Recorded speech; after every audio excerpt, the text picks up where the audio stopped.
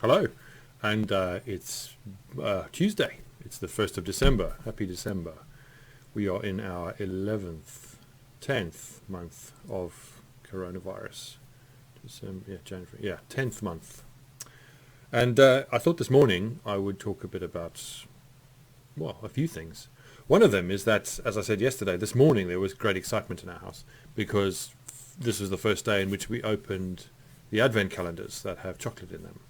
And we've got each of us a chocolate advent calendar, and then we've also got a truck that has little doors in it, and in each door there's a little cloth bag, and in each bag there are 3 Jelly Tots, 3 Smarties, a Malteser, a chocolate Brussels sprout, and a chocolate coin. And in our house, if it's your turn to do it, and this morning it was Lucas's turn, you can you give one of those things to each of the other people in the house, and then the rest are for you. Great excitement. But Lucas was just as excited about this part of his Advent journey, which he got last year and is doing all over again. It's a different kind of Lego Advent calendar where instead of opening a little window and taking out one particular model that you build from a few bits, every day there's a different thing to build, and you have to break up the previous day's one. So today he has built, it's not on here. Oh yes, he's built this, the little ship. And it is sitting next to Rebecca's Lego elf house, which is part of her Christmas present from her parents, and which they instructed me to give to her on Sunday. You may have noticed, if you look behind me and around me when you're bored listening to me, or you just don't feel like being bothered, that there's quite a bit of Lego in my study. All the Lego that you see belongs to me. It's my Lego. Some big Lego Technic sets, a couple more that are tucked away. Over this side, a couple of aeroplanes, an International Space Station. I also have a Saturn V rocket and a few other things. I never had any Lego as a child. We were quite poor, and our friends had Lego, and it was one of the great highlights of going around to their house every Friday evening for dinner, because there would be Lego. I also discovered later on, chatting to my mom, that in fact she'd taken us, that we'd gone around there every Friday evening because my mom couldn't actually really afford to feed us 7 nights a week, and so that family said, just come and hang out with us every Friday night. An incredibly generous act, which is a little bit of what I want to talk about today. We also have just placed another Lego order because Lucas has quite politely, mostly politely, let us know what he would like for Christmas. He has a wish list, and we say to him, you might not get those things, but you can always ask. And so from his grandparents and from aunts and uncles, we placed a Lego order recently. And because we placed an order to a certain value, and because I'm a VIP Lego customer, for whatever reason, I just have a little account, doesn't mean I spend thousands of pounds on Lego, they're sending us this as well, which is no longer available. It was only available to I think VIP people, and only if they placed an order of a certain amount. So there you are. It's a little, as you can see, Charles Dickens Christmas Carol tribute. And why show you that? Well, because today I want to talk about selfishness. It's in all of us. It's part of our lives. We are always living with the paradox of being incredibly important at the same time as very tiny in the grand scheme of things and amongst other people. That we live with the task within the Christian tradition of loving others as we love ourselves, a two-way journey, a two-way street into accepting and holding ourselves precious without being precious about who we are, as well as giving ourselves away and sharing the things that we have. Those things are the work of a lifetime, and there's a lot of dismantling and rebuilding required along the way as we think about what's important to us, and we ask what it means to share it and to be kind with it. Now we could talk, very quickly about people who bought lots of toilet paper and flour and rice and pasta and other things, both in March and quite recently, not nearly as much, but again, at the start of November, as we headed into 4 weeks of lockdown, again, there was some scarcity of those things because people just hunkered down, bought things, stored them away. And it's quite staggering when you walk into the shopping centre, a supermarket like 2 of which we have in Haxby, and you see that there's no toilet paper. But then you think about how many packets of toilet paper actually can go on the shelf. And you realize that in a community of 10, 11,000 people maybe, it only needs about 100 people to think, you know what, some extra toilet paper would be a good idea.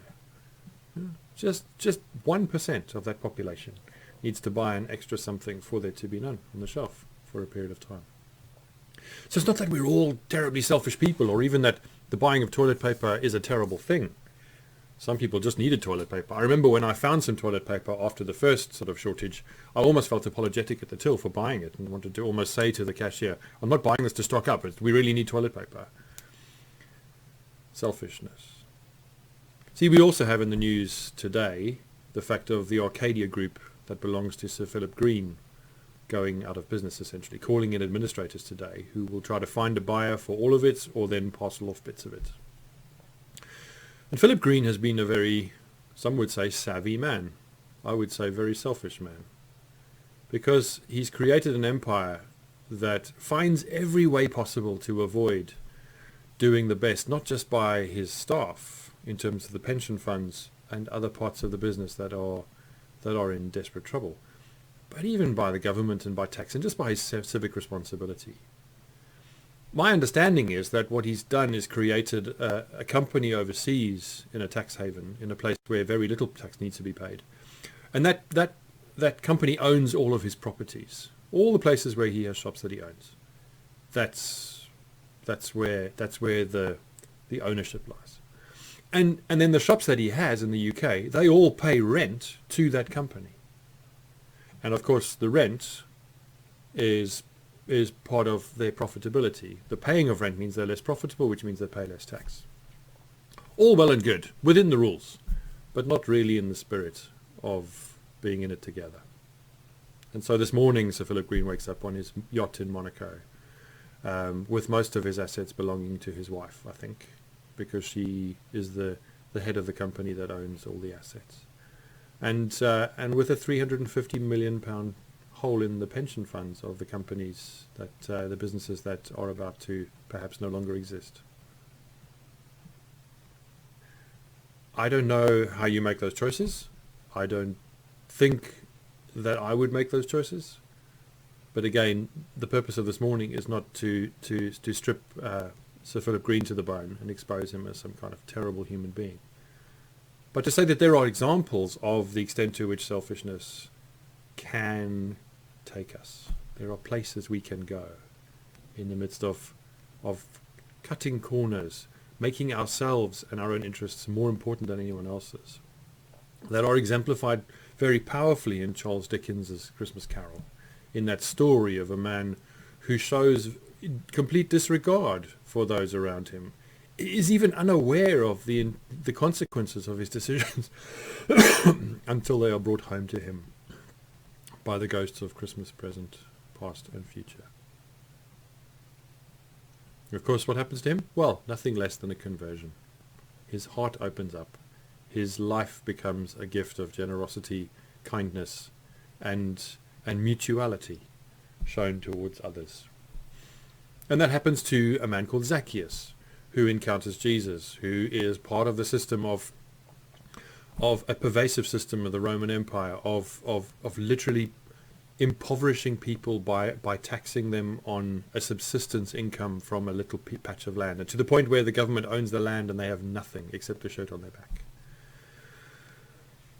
And when Jesus says to him, I'm coming to your house for lunch today, and they begin that conversation, Zacchaeus is transformed. He is converted. He is changed forever. He's completely dismantled and rebuilt into someone who says, I will not just pay back, but I will even make good in compensation some of what I have done.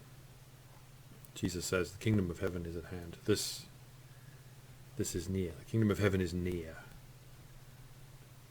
And it is a curious thing that it is not what we believe, but who we are and how we behave and what we have and what we do with it, and how we very quickly in times of difficulty shrink back, all of us, to varying degrees, but all of us shrink back into a kind of selfishness, which is partly an instinct for survival, but partly about the fact of when the chips are really down, discovering that there's still work to do in all of us.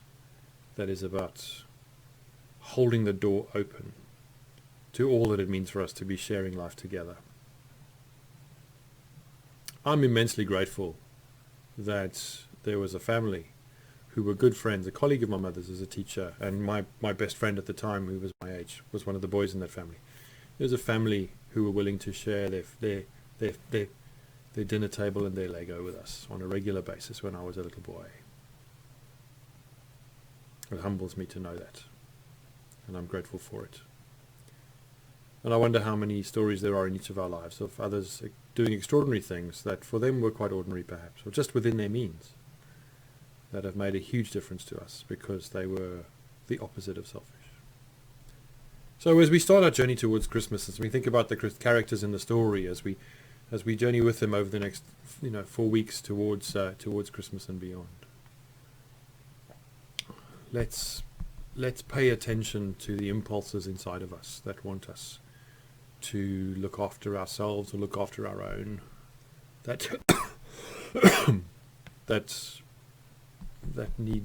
need some attention, that need not so much to be fed, but to be questioned, maybe even interrogated. Because underneath all of that there might be some fear. Fear is a huge motivator when it comes to our selfishness. And the gospel is that perfect love drives out fear. The opposite of love is fear.